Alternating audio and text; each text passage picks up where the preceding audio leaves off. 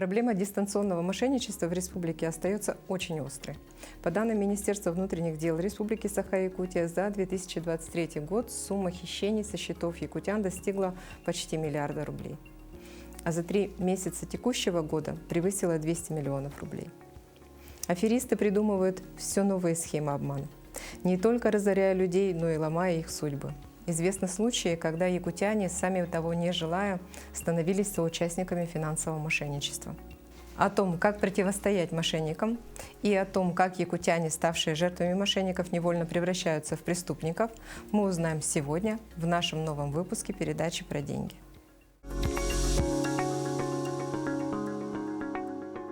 На эту тему мы поговорим с управляющим отделением Банка России по Республике Саха-Якутия Антоном Анатольевичем Коноплевым.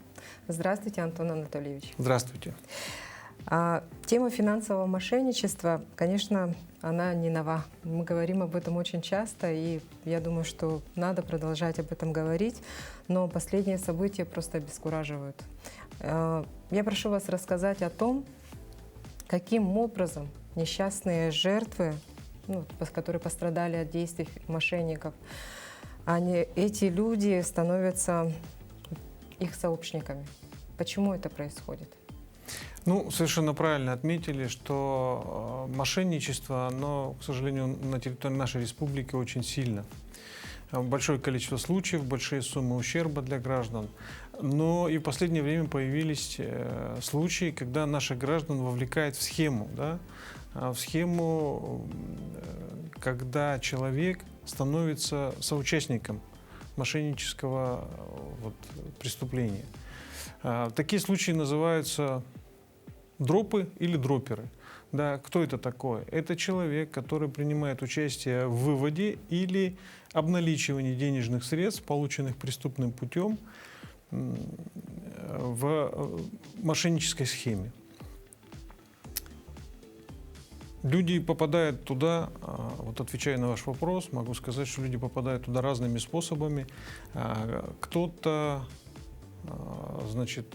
польстится какими-то дополнительными заработками, кого-то вводят в заблуждение, а кто-то просто по незнанию его счет или его пластиковую карту используют для вывода денежных средств. Последний случай можно привести такой, то есть человеку случайно на счет зачисляется сумма.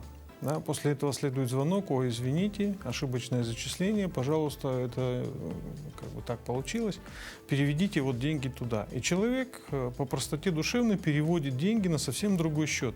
И таким образом уже участвует в схеме вывода денежных средств. Другой случай, когда в интернете осуществляется поиск людей, заинтересованных в дополнительном заработке. Не секрет, что материальное положение многих людей еще недостаточно хорошее, и они ведутся на такие предложения. За небольшую сумму 2-3 тысячи рублей им предлагается либо передать свою карту в пользование, этим дроповодам, так называемым, люди, которые организуют этих дроперов, для того, чтобы потом через эти карты выводить денежные средства. На них зачислять и в банкомате снимать. В некоторых случаях, таких случаев не так много, но в некоторых случаях, имея персональные данные гражданина, можно выпустить карту на его имя, после чего его использовать без его ведома. Таким образом, получается 3 схемы дроперов, которые так или иначе применяются. Это когда человек выпускает карту от своего имени и передает ее в пользование этому самому дроповоду. Он уже находит исполнителей и выводит денежные средства. Второй вариант – это когда человек сам выпускает карту и сам участвует в выводе денежных средств. В этом случае он напрямую является в той цепочке мошеннической, и участвует в обмане граждан. И третий случай, когда выпускает карту без ведома владельца персональных данных. Это такой случай. А как проверить, например, третий случай, выпущен ли на человека, допустим, та же банковская карта? Как это можно проверить? Конечно, самое правильное в любом случае, когда не ясно, в любом случае, когда появляются сомнения, это обратиться в кредитную организацию. В кредитную организацию, которую ну, в которой вы в первую очередь обслуживаетесь, и узнать, нет ли там ничего-то нового, да, чего вы не знаете. Это первое. Второе. Есть сервис на сайте Федеральной налоговой службы, где все счета на граждан доступны, и их там можно посмотреть. Если вы не обслуживаетесь в банке, а на сайте есть сведения о счете, открытом в какой-то кредитной организации, ну, это прямой звонок, что ваши персональные данные используют без вашего ведома. Тогда нужно обратиться в кредитную организацию, представиться, заблокировать счет. Ну, в этом случае, наверное, еще правильно будет написать заявление в полицию, поскольку это использование ваших персональных данных без вашего ведома. Последний случай, вот когда женщина, которая стала жертвой мошенников, она же потом еще и стала их посредником. Вот об этом случае вы можете что-то прокомментировать? Да, смотрите, тут у нас, значит, такой случай был, когда жительницу Якутска, значит, представившись сотрудниками ФСБ, ввели в заблуждение.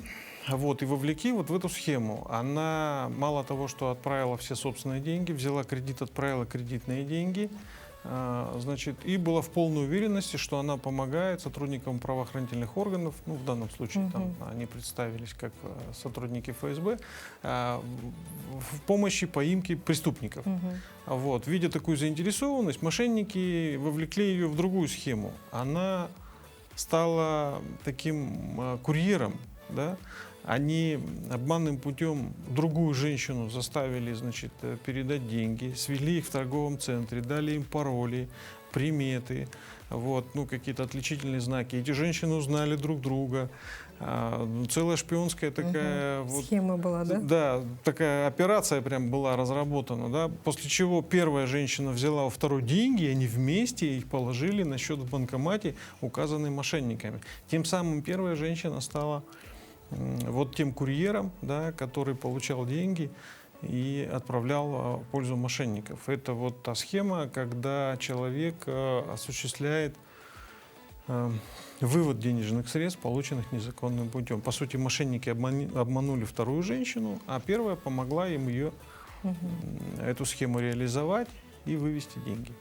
Ну и так как цифровые технологии все равно развиваются, и развиваться они будут, и в принципе те сервисы, которыми мы привыкли пользоваться, это госуслуги, это банковские приложения и так далее. То есть все входы в эти приложения, они кодируются, то есть нам приходят коды.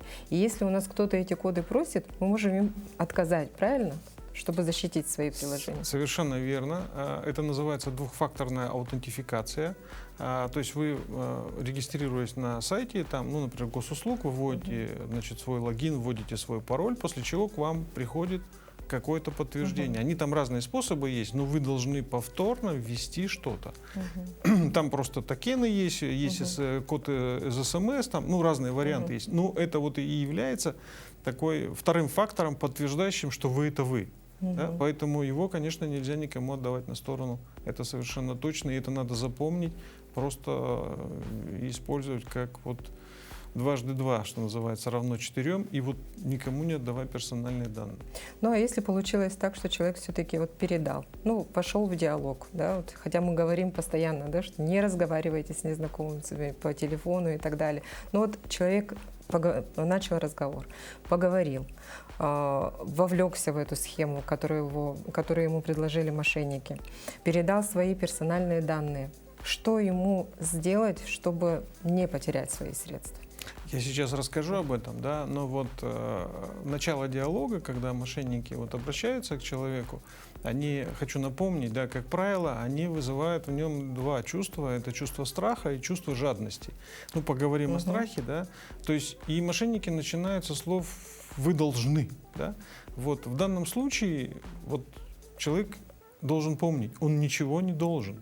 Он не должен никому, в том числе даже если там обращается руководитель. Ну вот в таком каком-то в какой-то непонятной форме через WhatsApp, там, не видя лица там, и так далее. Да? Человек не должен. Он должен, единственное, что он должен проявить осмотрительность и осторожность. Все. Вот. То есть как это сделать? И вот тут мы возвращаемся к ответу на ваш вопрос. Как это сделать? Он должен положить трубку и позвонить в кредитную организацию, где он обслуживается. После чего задать вопрос, все ли у меня там в порядке, есть ли у меня какие-то операции с моим счетом.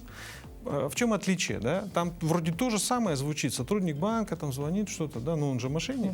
И это его инициатива. В данном случае вы прерываете разговор и по собственной инициативе, по точному адресу, ну, точному номеру, да, который нанесен на обратной стороне карты, вы звоните в кредитную организацию, гарантированно попадаете в тот колл-центр, который принадлежит кредитной организации, а не колл-центр, который принадлежит мошенникам. И с ними уже и у них выясняете из первых рук, что происходит с вашими счетами. Ну, вот в 100% случаев с вашими счетами ничего не происходит. И никаких ни встречных кредитов оформлять не нужно, ни безопасных счетов. Да, надо запомнить, что никаких встречных кредитов не существует, никаких защищенных счетов, тем более в Центральном банке, не существует. Все счета одинаковые, все кредиты одинаковые. Да? Ну, есть ипотечный кредит, есть потребительский. Вот единственное различие, защищенных не существует. И здесь я хотел бы тоже еще раз напомнить, что сотрудники правоохранительных органов ни из МВД, ни из прокуратуры, ни из ФСБ, ни сотрудники Центрального банка не занимаются привлечением граждан по телефону к участию в каких-то следственных действиях. И тем более сотрудники Центрального банка не предлагают размещение денежных средств на каких-то защищенных счетах. Центральный банк с гражданами напрямую не работает. Ну тогда, может, вы расскажете, например, чем занимается Центральный банк Российской Федерации? Вот прям в прямом эфире в нашей передаче, чтобы наши телезрители наконец-то поняли, чем же занимается Центральный банк Российской Федерации? Ну, Центральный банк осуществляет надзор за деятельностью кредитных организаций. Да? Он осуществляет эмиссию денежных средств и обеспечивает подкрепление наличностью кредитных организаций. Одна из важных сторон – это как раз продвижение вопросов финансовой грамотности населению. Еще у Центрального банка есть ряд функций, которые, может быть, не очень видны гражданам. Например, обеспечение функционирования национальной платежной системы, осуществление надзора в платежной системе. Решение вопроса, например, развития платежной системы, как национальная система платежных карт, цифровой рубль, это как раз система быстрых платежей, это как раз те инфраструктурные системы, развитием которых занимается Центральный банк и продвижением которых. Да? Если так в какую-то отдельную передачу надо делать, мне кажется. Обязательно сделаем. Мне кажется, нужно, потому что люди должны понимать, что если вдруг им звонит мошенник и представляется сотрудником Центрального банка, то человек должен понимать, что сотрудник Центрального банка никогда с физическим лицом, особенно по телефону, особенно касаемо открытия каких-то счетов или оформления кредитов, разговаривать никогда не станет. Не станет, да, потому что счетов физических лиц в Центральном банке нет. И уж тем более сотрудник Центрального банка не будет рассылать свои удостоверения, какие-то письма по WhatsApp, для того, чтобы убедить в чем-то, что он сотрудник Центрального банка. Нет, это исключено. Ну и еще и основной деятельностью у вас является же выдача лицензий. Выдача лицензий именно для инвестиционных компаний, брокерских контор. Да, такой вид деятельности у нас тоже есть. Он осуществляется двумя центрами лицензирования, западным и восточным. И там рассматриваются пакеты документов, которые участники финансового рынка предъявляют для того, чтобы получить лицензию для работы на финансовом рынке.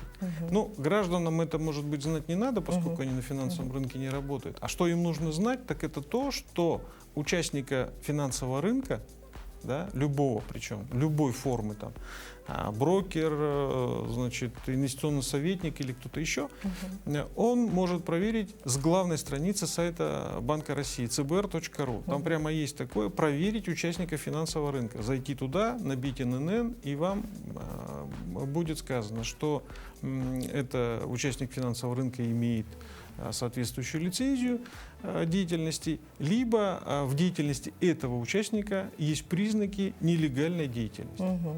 То есть если вы принимаете решение инвестиционное, если вы принимаете решение об открытии счета где-то, да, то вы можете зайти, ну не обязательно же в банках, можно в других местах там, да, вы можете зайти на сайт Банка России, проверить этого участника рынка, убедиться в том, что он легально, что он работает под лицензией, после чего принять уже окончательное решение. Почему это важно? Потому что если участника финансового рынка нет, то Центральный банк его не видит.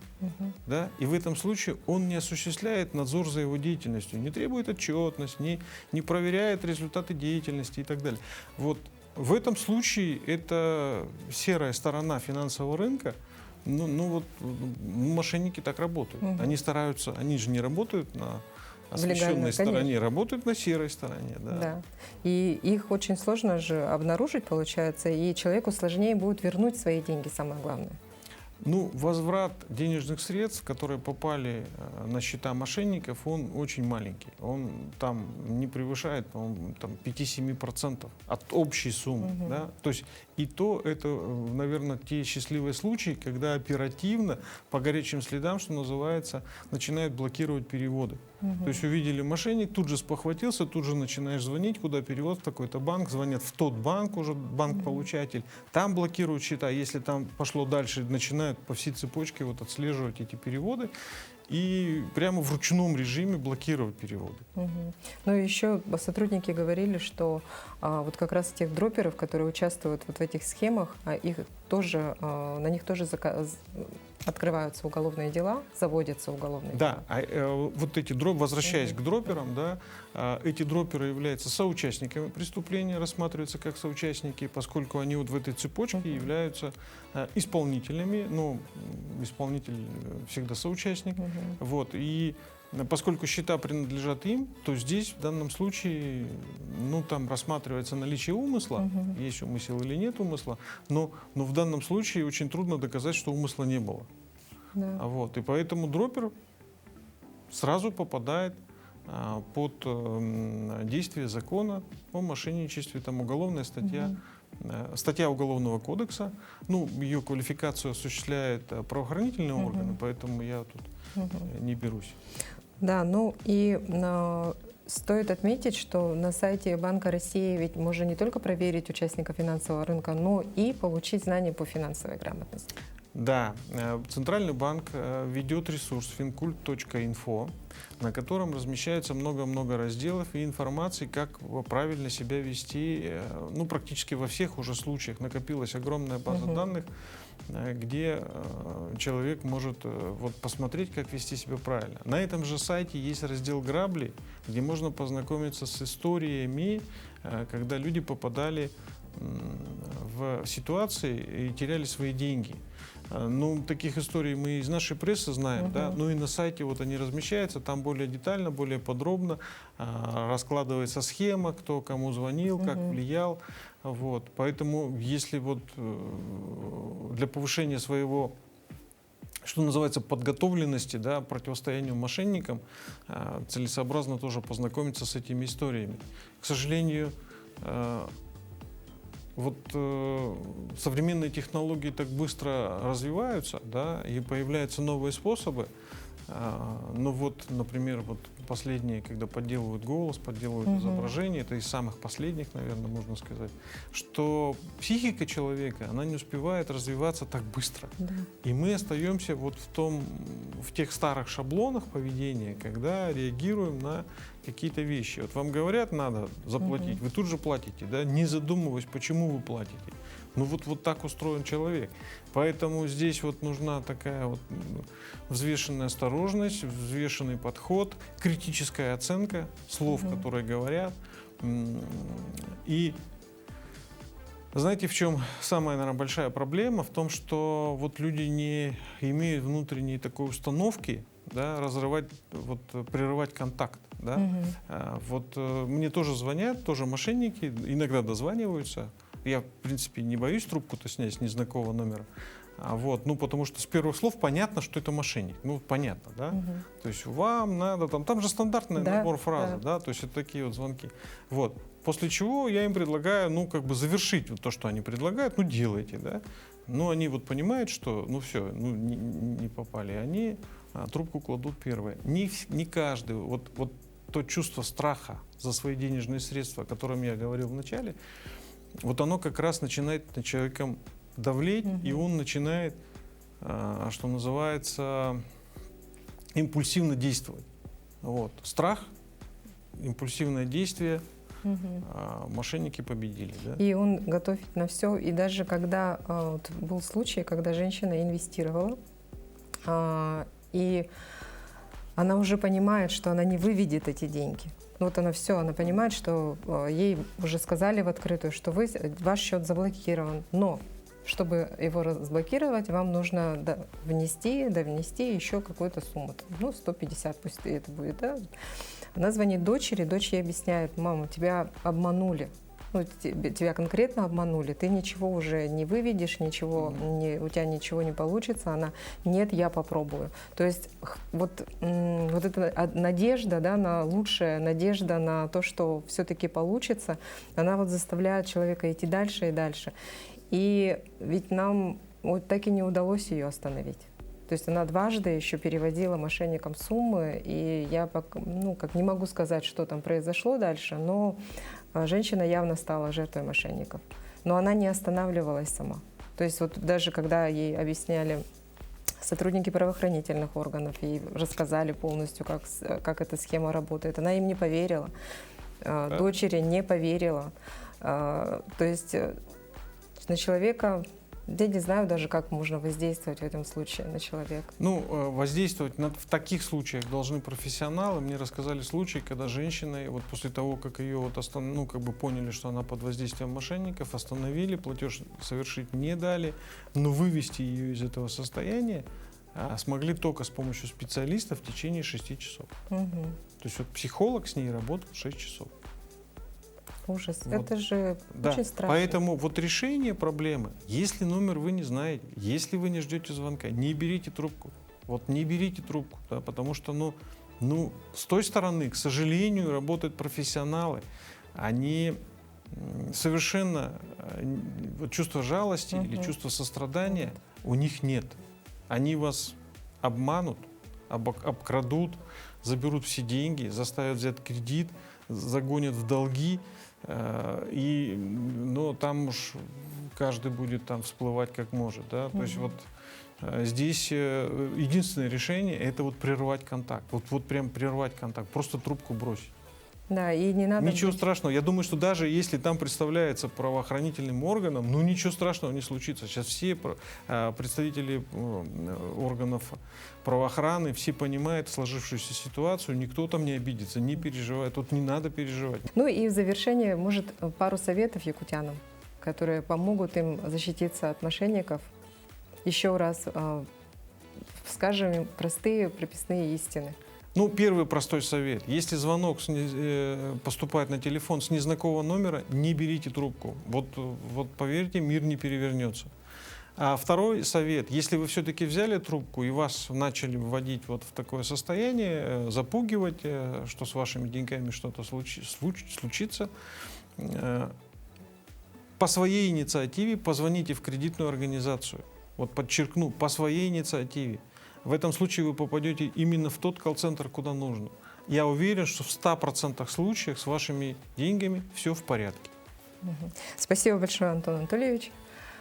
Тема очень интересная. Будем ее продолжать в наших новых выпусках. Спасибо. Мы готовы сотрудничать по этой теме. Уверена, что не будет лишним еще раз напомнить о мерах безопасности, которые помогут сохранить ваши деньги, а именно: не отвечайте на звонки с незнакомых номеров. Если вы ответили на звонок и вошли в диалог, то не поддавайтесь на уловки мошенников. Помните, что сотрудники банков не звонят с просьбой перевести деньги на безопасный счет или оформить встречный кредит, чтобы отменить оформленный. Помните, что сотрудники правоохранительных органов не работают в режиме онлайн и не отправляют материалы дела по мессенджерам. Все мероприятия проводятся исключительно при вашем личном присутствии в отделении полиции или управления. Помните, что сотрудники Центрального банка Российской Федерации не работают и тем более не звонят ни физическим, ни юридическим лицам. Если вы не устояли перед выгодным предложением и инвестировали, проверьте у брокера наличие лицензии Банка России. И не верьте тому, что вам говорят лжеброкеры. Верьте своим глазам. Если у них отсутствует лицензия, сразу же прекратите с ними любое общение, а тем более отправку денег. И обратитесь в полицию. Сохраните всю переписку, чеки и квитанции переводов. Ну и главный совет. Смотрите нашу передачу каждый четверг в 20:30 на телеканале Якутия-24. Не дайте себя обмануть. Помните старинную поговорку «Береженого Бог бережет». Не забудьте поделиться этой информацией со своими близкими. С вами была Рита Якушева и передача про деньги. До новых встреч в эфире.